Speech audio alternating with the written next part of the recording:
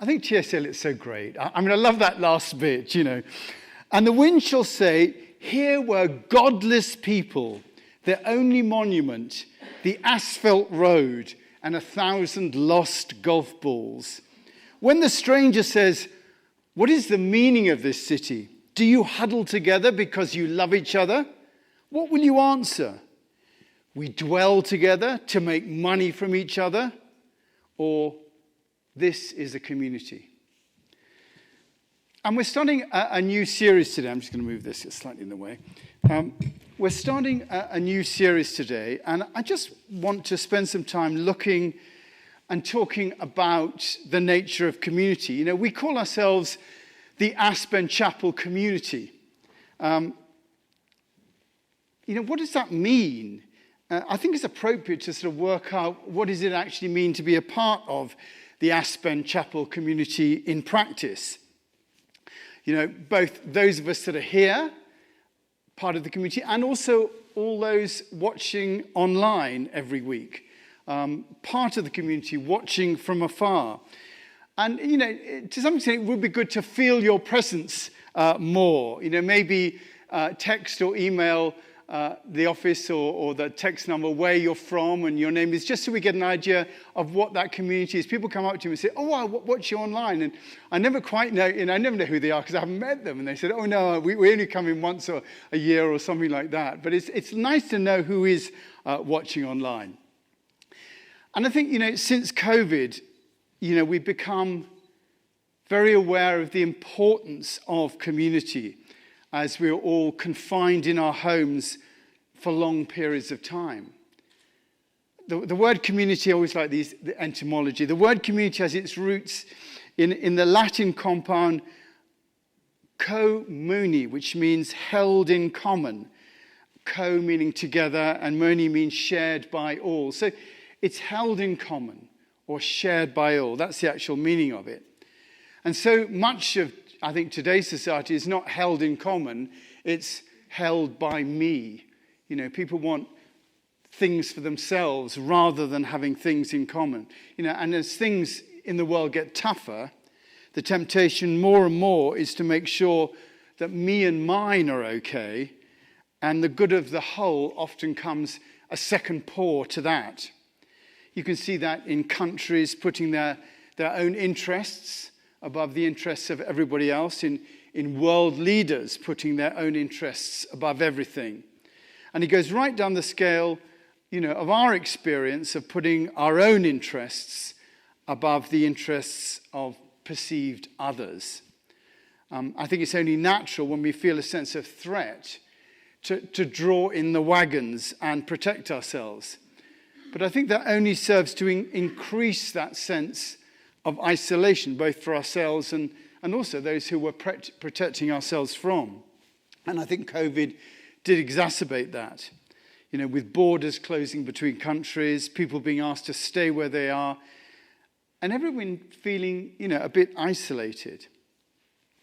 In his book, The Art of Loving, Erich Fromm says that the greatest cause of mental illness by far is loneliness.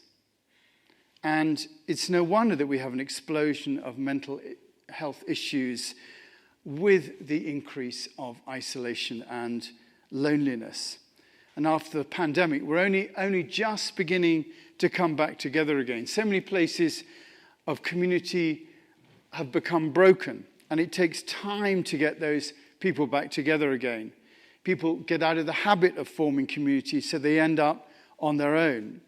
And, in the next few weeks, I want to have a look at that. What does bring us together? What makes us a community? Why we're here? What could we do as part of a community? What I don't want is to be a part of a community of individuals who simply want to consume spirituality. I said before that, this can end up as spiritual stand-up. And people come along, get a bit of stand-up, go down and play golf after that. And, it's just a part of the daily entertainment routine. And I think we mustn't become spiritual consumers, always looking for the next thing that we can add to our spiritual knowledge in a way to get closer to whatever spiritual goal we might have out there as being what we're aiming for. There's a lovely quote from Scott Peck, who wrote the book, The Road Less Traveled. He said, "Community means a group of individuals who've learned to communicate honestly with each other, whose relationship goes deeper than the masks of their composure, and have developed some significant commitment to rejoice together, mourn together, delight in each other, and think of each other as we think of ourselves." And I think that's quite a big deal, really. You know, it's much more than just coming together with our Sunday faces, you know. Communicating honestly with each other. Relationships going deeper than the masks of our composure. Developing a commitment to rejoice together and to mourn together. And to think of each other as we think of ourselves. And obviously there's an echo there of Jesus's, you know, loving your neighbor as you love yourself. I think there's no doubt that what brings us together here is an acknowledgement of other, that there is an other. We're not just a community based on a political agenda or live in a particular locality. We've got people watching from all over the place. Or we have a shared interest in sort of model railways. You know, it's a different type of community. We come together to acknowledge the reality of divinity in life, to acknowledge that there is a ground of all being, that there is something beyond just our minds and all that sort of part of it. And whereas other groups who do that too, you know, what defines us, I think, is our unwillingness here to put labels on our concepts of divinity. You know, we don't mind what people think or believe, really. We could be Christian here, or Buddhist, or Jewish, or Muslim, or of no particular faith. What interests us, I think, here is what unites us rather than what divides us. Therefore, I think we can identify with, here as a community, I think we identify with values rather than beliefs. You know, we value here welcoming people. I think we value openness. I think we value honesty within the safety of confidentiality. I think we value responsiveness. I think we value relationship. You can think, if there are any that you can think of that we value, I'll ask. If there's a silence, that's fine. We value silence as well. I think we value involvement. I think that's something that we do value. I think we value accountability. We value the concept of journeying. I think we value creativity. I think we value vulnerability. I think we value mindfulness, joy, appreciation, transparency, reflection, action. Any others that you can think of? Anyone want to? Love is a good one. Peace, very good one, yeah? Patience. Sorry? Patience. We value you. Oh, me. That's very good, yes. We value each other. That's a very good thing. No, we do. That's a great thing. We do value each other, don't we? That's a good thing. Anything else? Compassion. Yeah, we do value compassion. And these values undergird everything else, don't they? They undergird belief. They come from an aspect of belief, but really it's the values that help us to live our lives. Anything else? I think we value education. I think education is absolutely key. You know, I think education is the key to transforming things in the world. Education. And a lot of bad stuff, if you like to call it that, comes from ignorance. People not knowing how to get what they need or get what they want or how to behave. And I think education is key. Anything else? We value the ability to explore spirituality and consciousness with freedom. And over the next few weeks, we're going to come back and explore some of these themes and look at how we might use them to strengthen us as community. But I also want to do some specific things, not immediately, but I'm just putting out some ideas, just to have us come together as community. For example, I would like to we've done this in the past, many years ago, but I'd like to create a directory of everybody here, so people can sometimes think, who is that person? You can actually look them up in the directory. Oh, yeah, it's Jim. That's great. Hi, Jim. You can come and say, I'd like to create a directory of people, not only just people who come in the room, but also people online. If you're watching online, it'd be nice to have people, we can put in the directory, we mainly watch online and have and where you're watching from. So we get an idea of who is watching online and where people are coming from.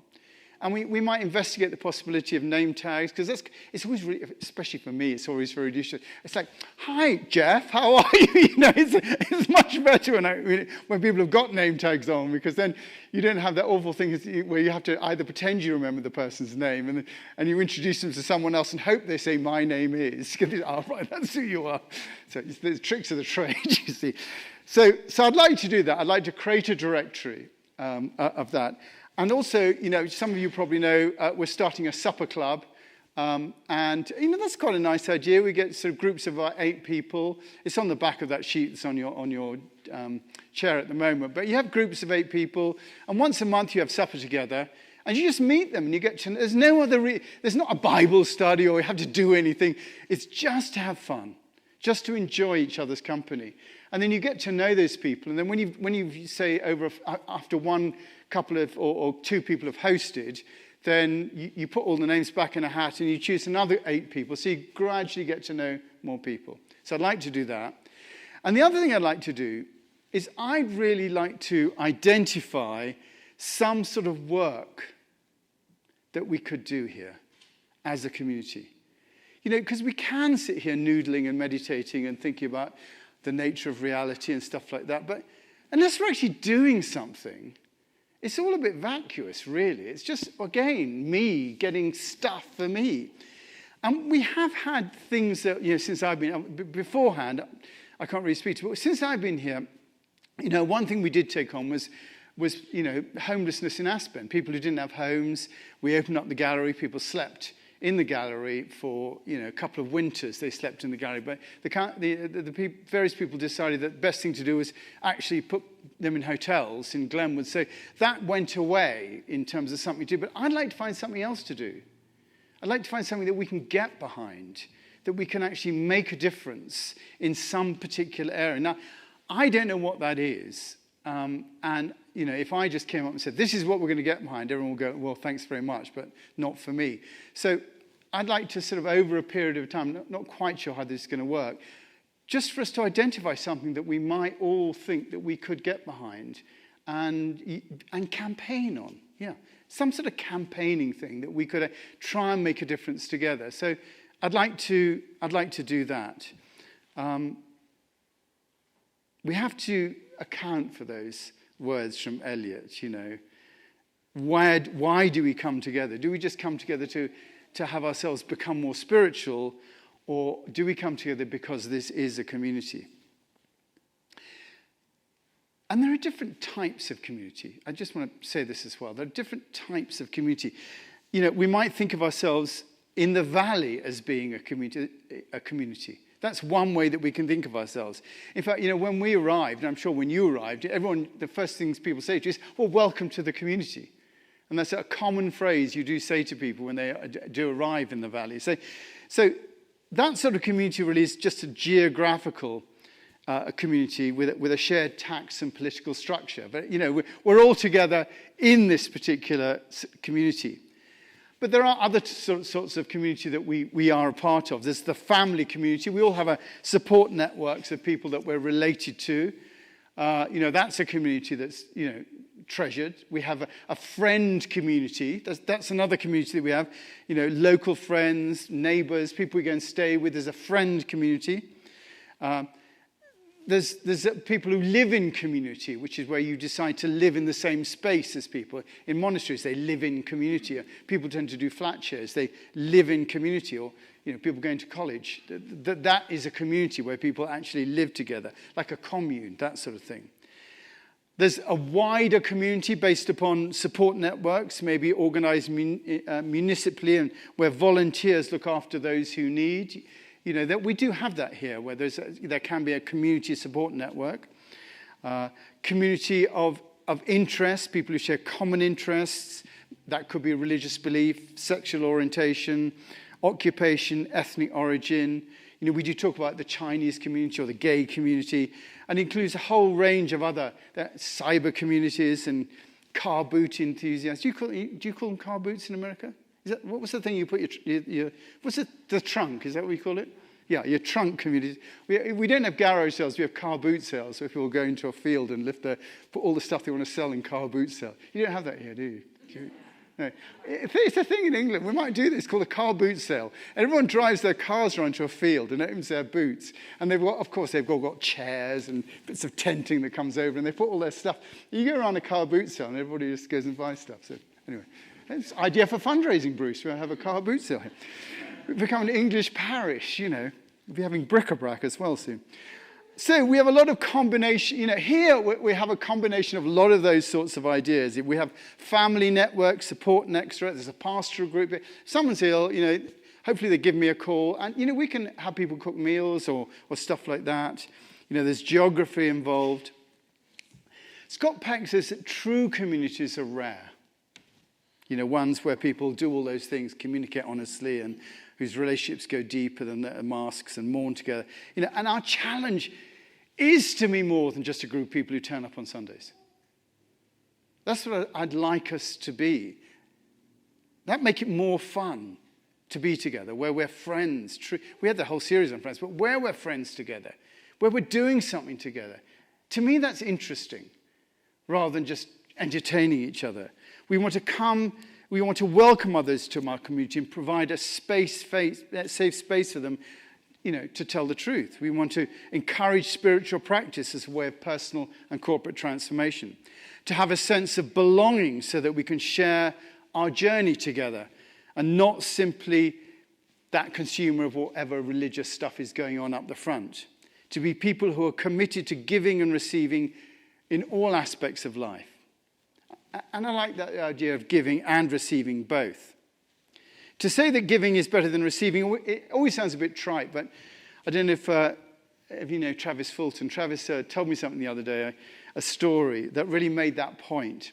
And he said it was an experiment that was recently conducted, and 50 people, we could do that here, were given $50, but I didn't think the budget in the chapel would enable that. But 50 people were given $50 to go out into their day and to spend it on themselves. And then another 50 people were given $50 and told to go out and spend it on someone else. And they were asked to come back and report their experience of the day. The 50 people who spent money on themselves said they had a pretty good, okay day, nothing special. But the 50 people who spent it on others were unanimous in saying that their day was outstanding. And you could see why it would be outstanding. It's the giving part that builds community. And we do need community. We're essentially always alone. We're born alone. We die alone. Which is why family and friends are so important. But beyond that, it's the community that enables us. It's the community, and we all have that, depending on the things that we're interested in. It gives us a rich source of people to be intimate with, so we don't have to bear our troubles on our own. And we can communicate honestly with people. We can develop relationships. I think it's quite a strength just to be a community of people who meet in church on Sundays. We have to make a change, I think, here to create that community, to come together, to make an effort. But, in the end, it's what will keep us sane. As Eric Fromm was saying, it's what keeps us sane, that not feeling alone. Real communities are rare because it takes an effort to create them. But I think it's worth it. It's often said, in Christian terms, we are the body of Christ. And that essentially is how we build community here. We don't necessarily use those words all the time. It's acknowledging that each of us has a ground of being, a universal mind within us. And in that sense, each of us is to some extent the Messiah to each other. You know, that old monastery story, the monastery was falling apart. And the bloke, one of them goes off into the village, and there's a wise man in the village. And one of the monks goes to the wise man and says, how do we not fall apart as a community?